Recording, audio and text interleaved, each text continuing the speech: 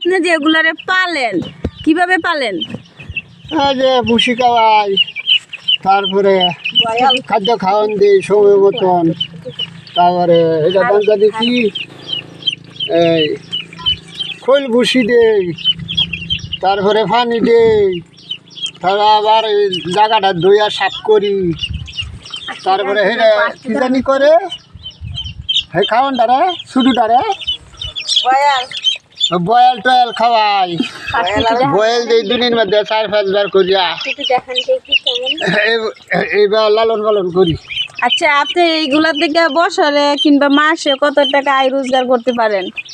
হ্যাঁ, বছরে এই একটা মুরগিতে 10-15 হাজার টাকা, 10,000 টাকা একটা মুরগি পারলে দিতে, ডিম দে, বাচ্চা ফুটাই, বাচ্চা ফুটাইলে বাচ্চা বড় আবার বিক্রি করি বাজারে নিয়ে, এদিকে আমরা চলাফেরা করি আর কি।